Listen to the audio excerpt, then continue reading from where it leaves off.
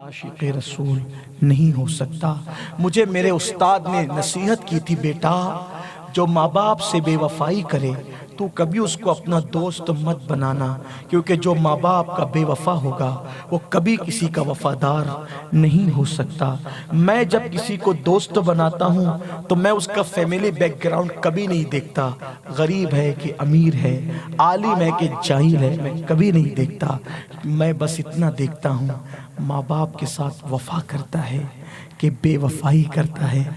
अगर वफा करता है कितना भी पापी होता है मैं उससे दोस्ती का हाथ बढ़ा लेता हूँ, क्योंकि मुझे यकीन है कितना ही पापी लेकिन माँ बाप का वफादार है, तो ये किसी के साथ बेवफाई नहीं कर सकता। और बल्कि मैं अपने खानदान में लोगों को कहता हूँ, लड़का देखने जाना तो पहले ये देखना कि माँ बाप का वफादार कितना है, माँ बाप का वफादार कितना है। अगर माँ बाप का वफादार है तो बीवी से भी वफा करेगा, सबसे वफा करेगा। जो माँ बाप से वफा नहीं करता वो किसी का वफादार नहीं हो सकता। आओ गुफ्तगू के इख्तिताम पर हुसूल बरकत के लिए जो सुन चुके हैं उनका सबक ताज़ा होगा, जो नहीं सुने हैं उनके लिए ये बात इबरत की काबिल होगी।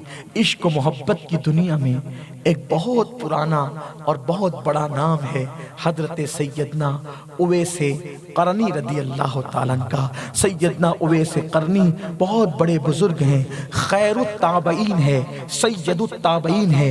उनकी ज़िंदगी बहुत खूबसूरत है, बड़ी हसीन है। कई तसव्वुफ़ की किताबों का निचोड़ एक साथ में आपके सामने पेश कर रहा हूँ। उवैस क़रनी बहुत बड़े आशिक़ रसूल थे, इतने बड़े आशिक़ रसूल थे कि सहाबा रश्क करते थे उनके इश्क़ रसूल को सुनकर। हाँ, बहुत बड़े आशिक़ थे। उनको हम पहली सदी का इश्क मोहब्बत का इमाम कह सकते हैं। मेरी माएँ और बहनें भी गौर से सुने, हुजूर का दौर पाया। मेरे बच्चे अगर छोटे स्कूल के बच्चे सुन रहे हैं उनको भी चाहता हूँ कि गौर से सुनना।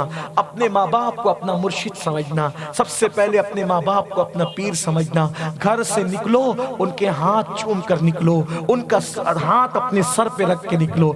जिसके सर पे माँ बाप का हाथ होता है वो सर कभी नाकाम नहीं होता। गरीब नवाज को गरीब नवाज उनके माँ बाप की दुआ ने बनाया, गौसुल आजम को गौसुल आजम उनके माँ बाप की दुआ ने बनाया। ये बड़े अजीम लोग हैं, इनकी नाकदरी कभी मत करना।